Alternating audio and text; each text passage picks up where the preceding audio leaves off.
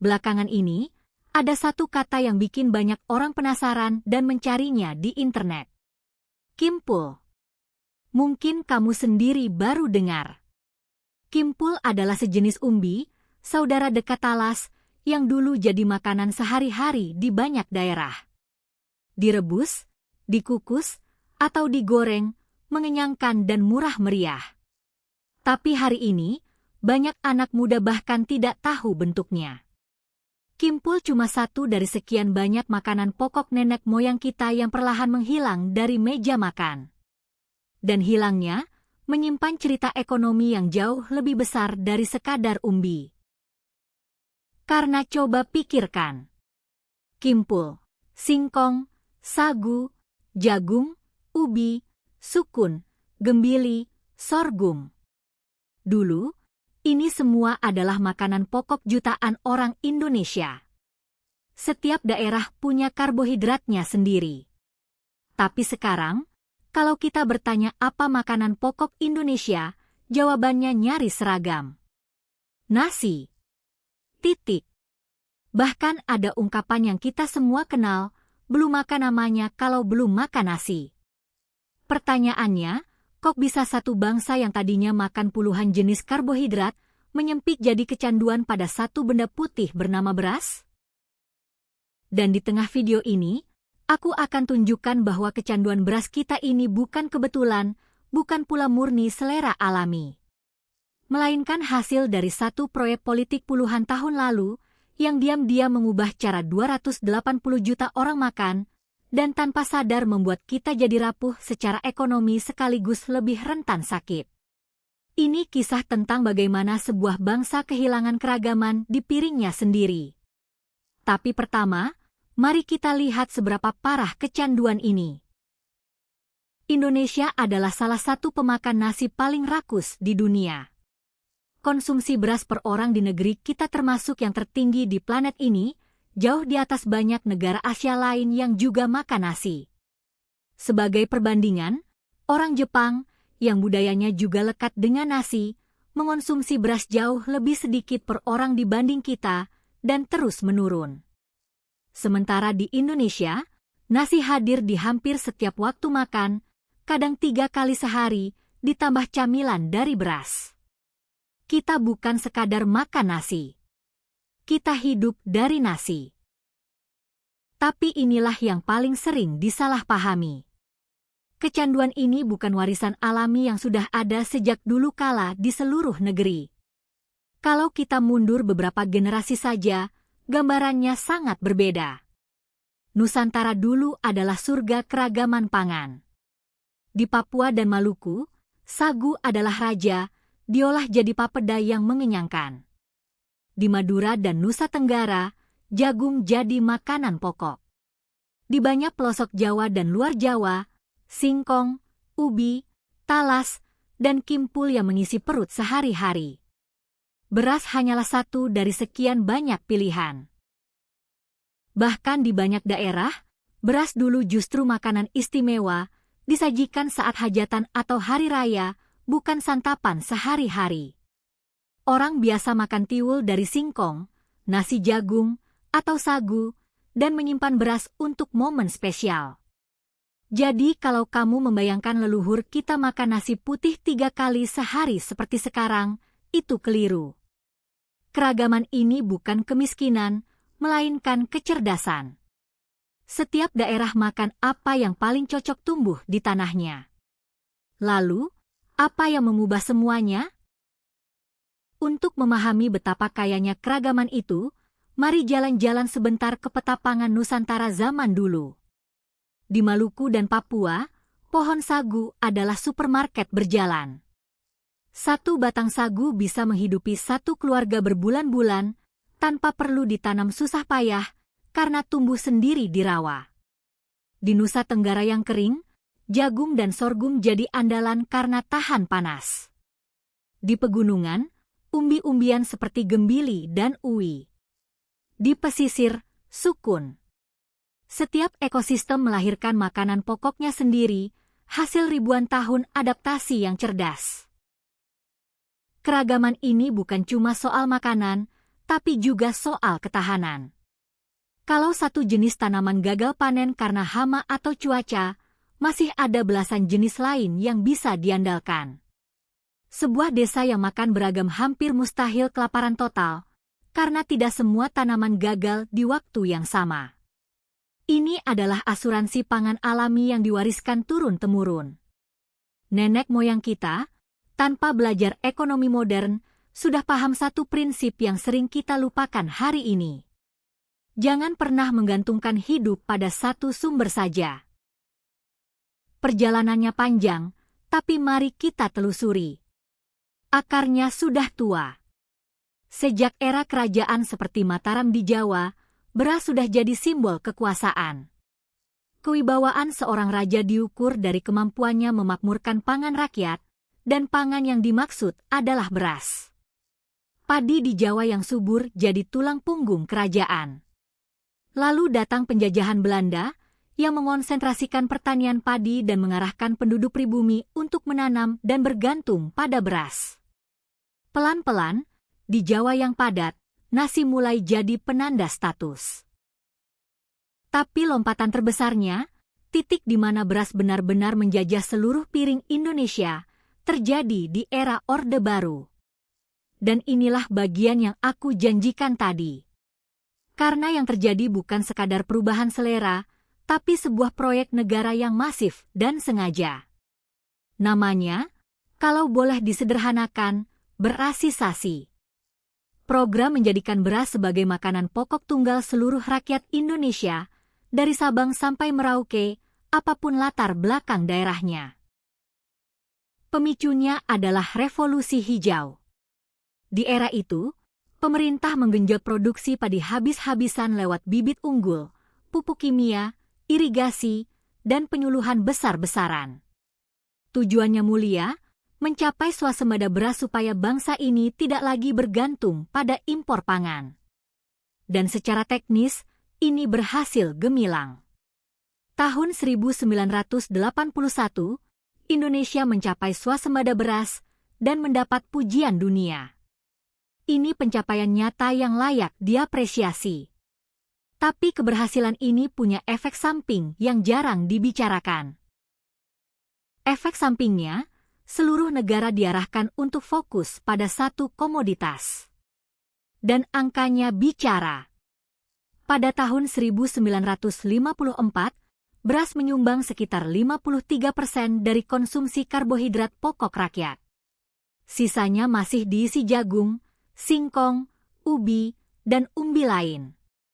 Tapi 3 dekade kemudian, di awal 80-an, angka itu melonjak jadi 81%. Dalam satu generasi, beras berubah dari sekadar salah satu pilihan menjadi penguasa mutlak piring Indonesia. Keragaman ratusan tahun terhapus dalam hitungan dekade.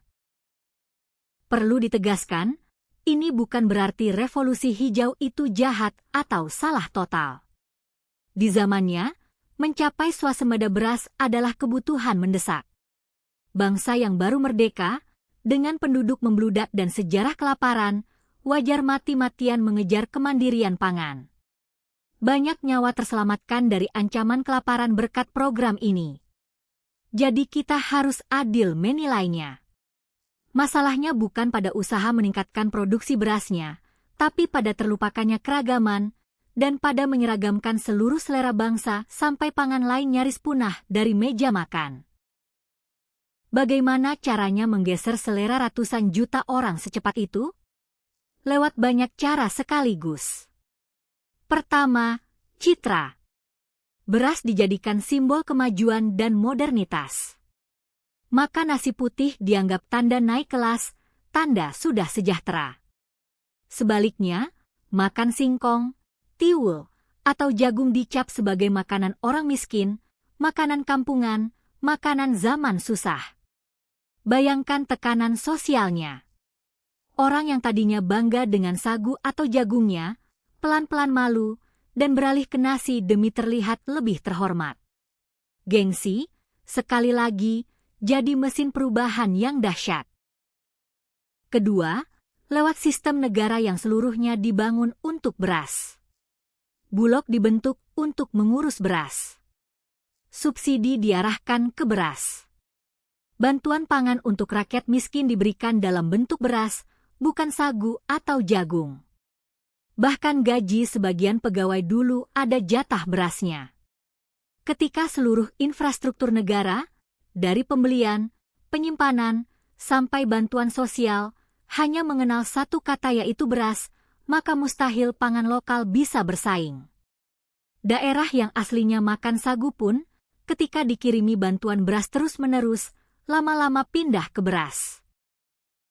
Jadi coba resapi apa yang terjadi. Sebuah bangsa yang tadinya makan puluhan jenis karbohidrat, masing-masing cocok dengan tanah dan budayanya, secara sadar diseragamkan menjadi pemakan satu komoditas. Ini bukan evolusi selera yang alami. Ini rekayasa pangan berskala nasional.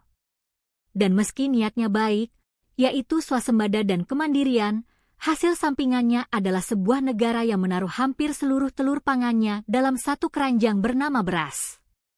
Dan kamu, yang sudah menonton episode kami sebelumnya, pasti tahu kemana arah cerita ini. Karena inilah konsekuensi ekonomi pertamanya, kerapuhan. Ketika satu bangsa bergantung pada satu sumber pangan, dia jadi sangat rentan.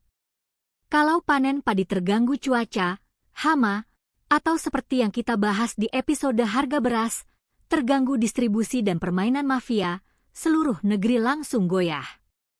Harga naik, rakyat menjerit, pemerintah panik, kadang sampai harus impor. Bandingkan kalau konsumsi kita beragam. Kalau beras mahal, orang bisa beralih sementara ke jagung, singkong, atau sagu.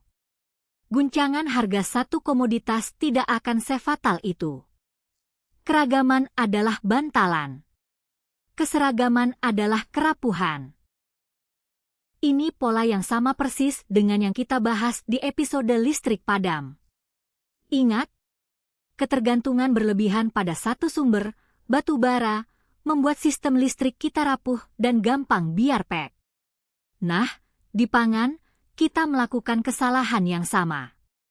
Terlalu bergantung pada beras, membuat perut bangsa ini rapuh. Baik di energi maupun di pangan, pelajarannya identik.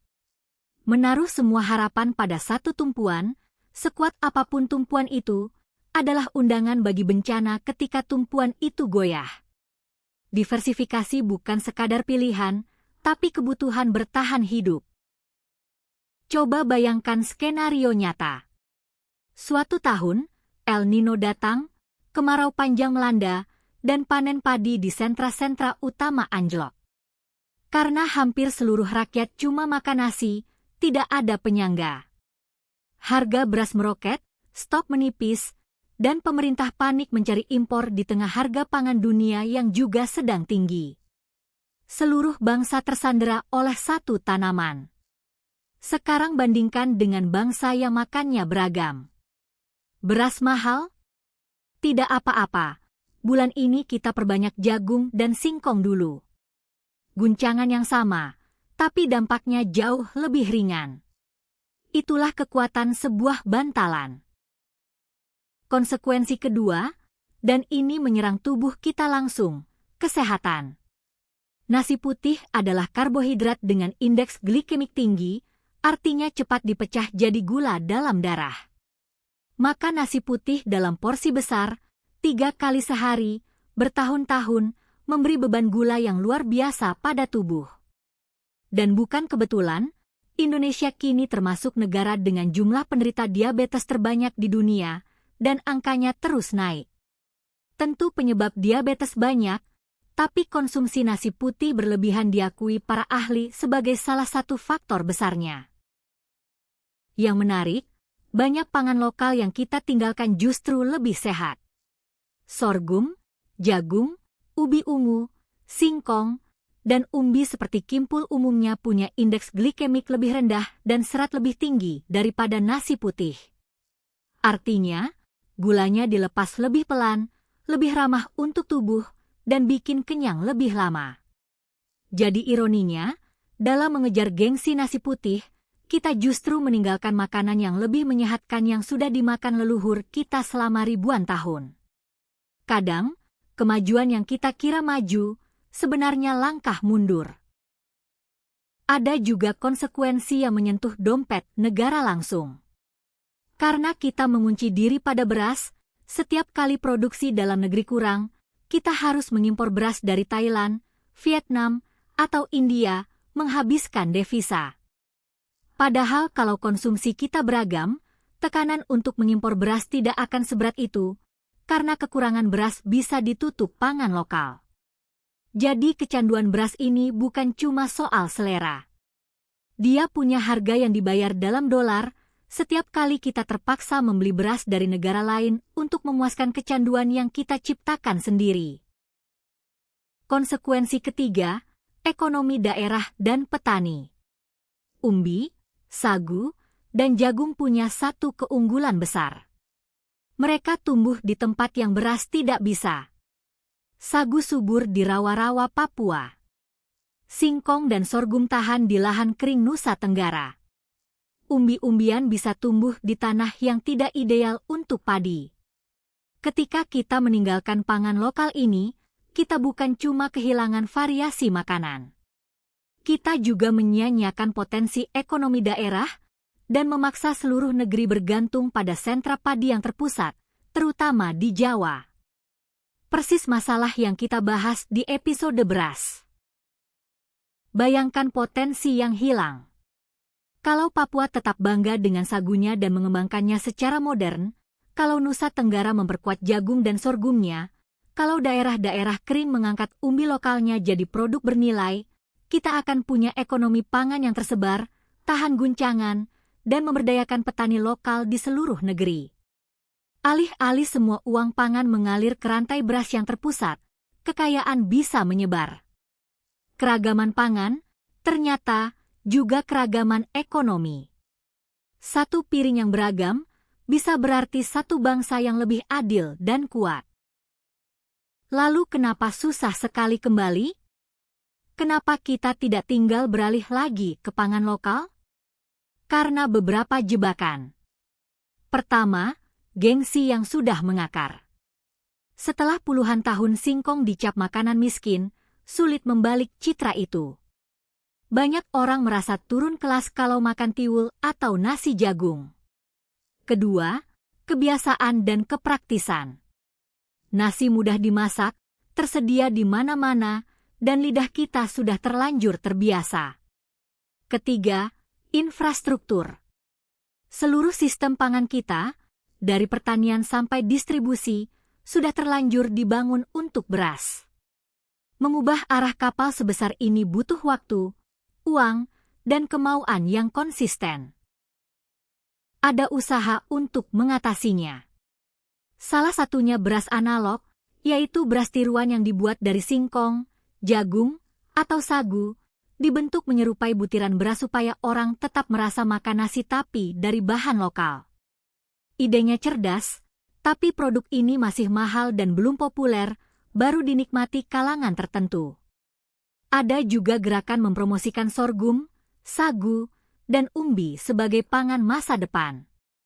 Tapi semua ini masih berupaya kecil melawan arus besar kecanduan beras yang sudah puluhan tahun dibangun.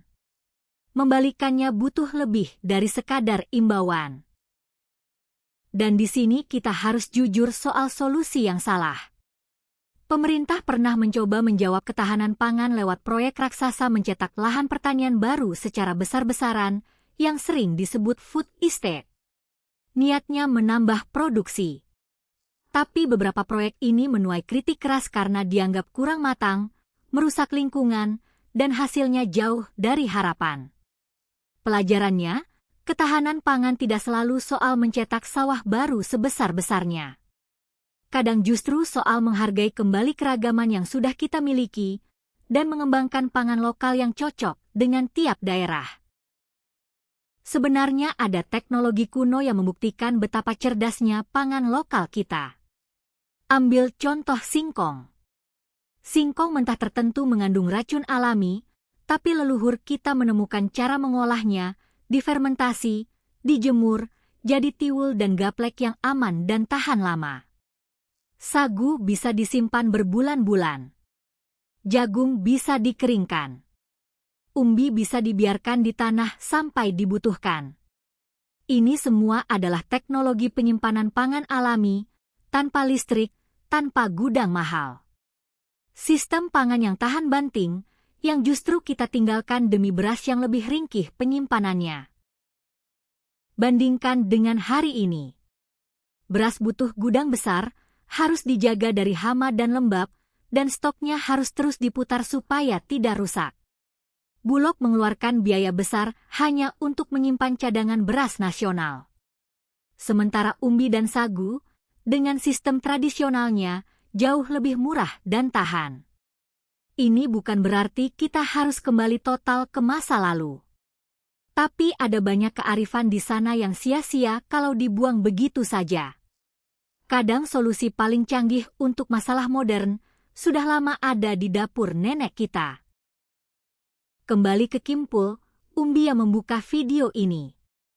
Kimpul, singkong, sagu, dan kawan-kawannya bukan makanan zaman susah yang harus ditinggalkan.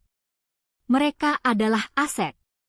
Murah, tahan cuaca ekstrim, tumbuh di lahan yang beras tak sanggup, dan lebih menyehatkan.